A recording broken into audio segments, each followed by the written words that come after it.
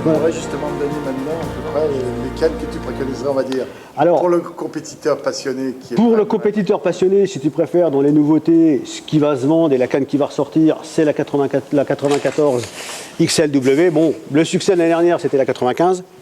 Donc je pense qu'il y a des pêcheurs qui vont rester sur la 95 parce qu'ils ont l'habitude des mandrins de série 5. Hein. Mais par contre, sur le même principe, avec un mandrin un petit peu plus fin, ça va être la 94 qui va se vendre cette année. Pour ceux qui veulent opter sur des séries 4, il y en a qui vont rester sur des séries 5, évidemment, parce que les gens préfèrent ce mandrin. On réexplique vite fait aux gens, la 4, c'est un peu plus petit que la 5. Voilà, 2 mm de moins sur le talon à 13 mètres en diamètre. Voilà.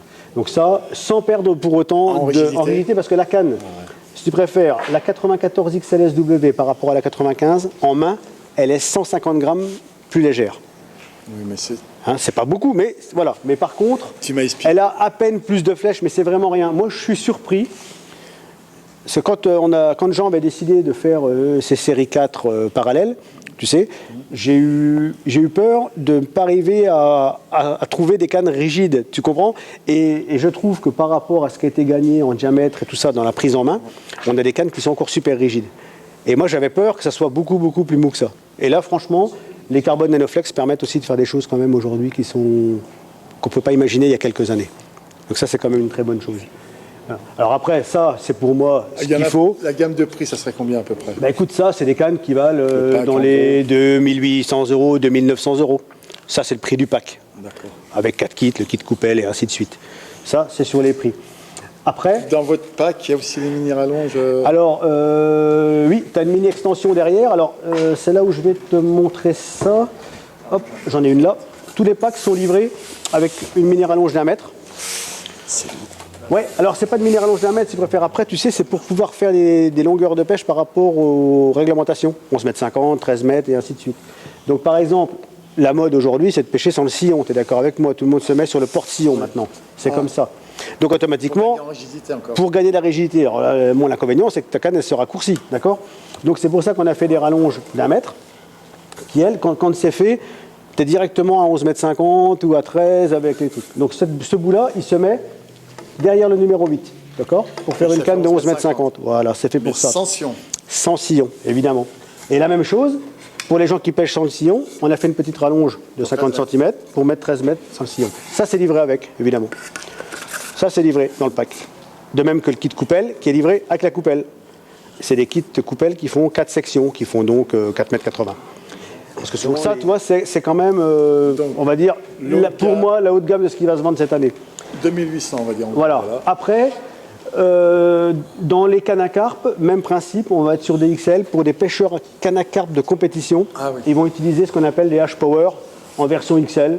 Donc tu as la spécimen, qui veut dire ce que ça veut dire. Hein. Donc tu es toujours sur des cannes qui font 13 mètres sans mini-extension. Hein.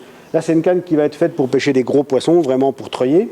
Et après, tu as la version, je dirais, un petit peu plus haut de gamme, quoi, on va dire, un peu plus rigide et tout ça, un peu moins treuil, qui peut servir aussi de mulet, un peu mulet 2 que ça, pour les gars qui font de la compétition carpe, pour ceux qui ont besoin d'avoir des cannes de 13 mètres. C'est pas tout le monde.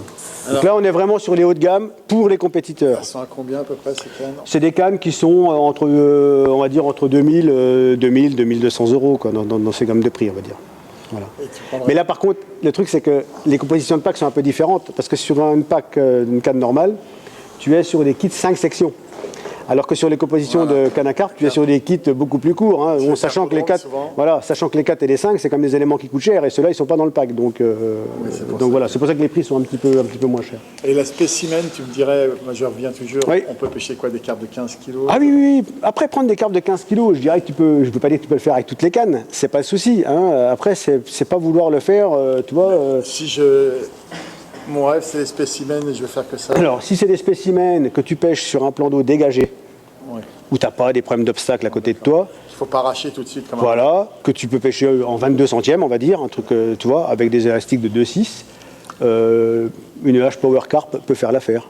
Et après, si tu veux vraiment être sûr de toi, vraiment pour tirer un peu plus, il faut prendre la spécimen. Mais oui, mais je dirais, c'est un peu bête ce que je dis, mais je dirais que même une 94 XLSW, qui n'est pas à la base faite pour ça, si tu sais voilà, que tu es patient, et que tu es patient sur le combat, et pas vouloir, tu vois bien, au bout d'un moment, tu es énervé, dire bon, maintenant, il faut que ça vienne. Bon, il n'y a pas de souci, parce que le problème après, je sais comment ça se passe, les gens ils tirent, ils mettent de l'angle au kit, tu sais comment c'est, hein, les gens ils mettent le kit derrière, et là il n'y a rien de pire, hein, tu mets le kit derrière, là, clac, clac, clac, clac, clac, là tu as fait de l'accordéon à la fin de la journée. Hein. Voilà, si tu travailles toujours ton kit un petit peu, je dirais, pas à l'horizontale, mais entre les deux, tu travailles toujours ton kit fighting comme ça, les cannes, les kits ils cassent pas, ils n'ont aucune raison de casser, aucune raison. Ils sont faits pour. C'est fait pour, évidemment, c'est fait pour. Et après, bon, ça c'est pour, je dirais, les parties un petit peu, vraiment les pêcheurs de compétition qui veulent des XL. Après, c'est ce que je disais ce matin, il n'y a pas besoin forcément d'avoir une XL, donc une canne de 13 mètres sans une extension pour faire de la compétition. Franchement, hein, celui qui pêche au canal à 12 mètres ou dans les étangs, qui n'a pas ce problème de distance de pêche, une canne normale. Bah, s'il veut une canne pareille, un petit peu costaud, tout ça dans les hauts de gamme. Qui a été pris chez vous 684 SW, bon, ça c'est bien, c'est la haute gamme des... Hein, dans cette gamme-là, d'accord, toujours en SW. Pour ceux qui veulent le même principe, j'en arrive toujours à ce qui fâche. Le pack à peu près à combien? Ben, là, tu es sur des packs à 2200 €, quelque chose comme ça, dans ces eaux-là.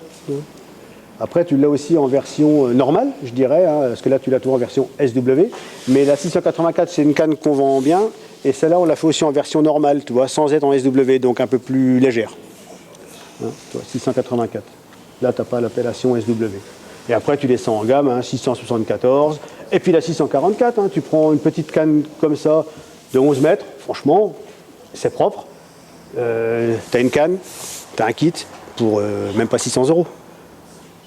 Alors ça, on pourrait dire que c'est pour le pêcheur qui va commencer. C'est pour le pêcheur qui veut commencer, voilà, c'est ça.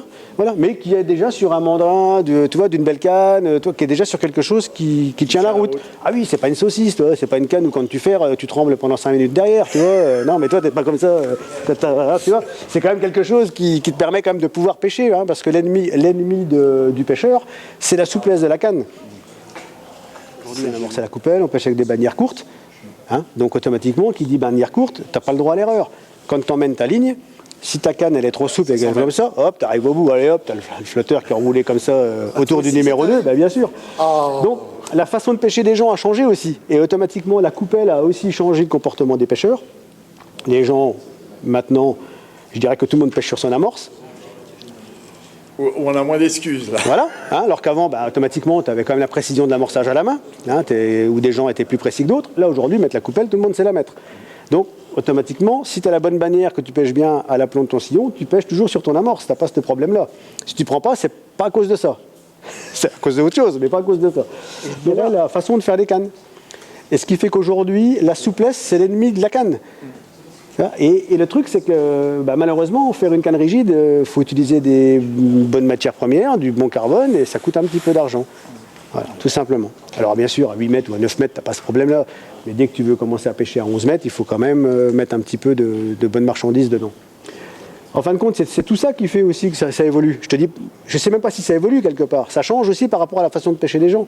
Et les fournisseurs et les fabricants, derrière, ils s'adaptent aussi à ce qu'est la tendance de la pêche aujourd'hui. Et puis souvent, les gens qui sont dans ces boîtes-là, hein, sans ça ou ailleurs, on est tous des pêcheurs. Donc quelque part, on fait aussi évoluer le matériel par rapport à nous-mêmes. Et c'est vrai que nous, on a toujours été quand même...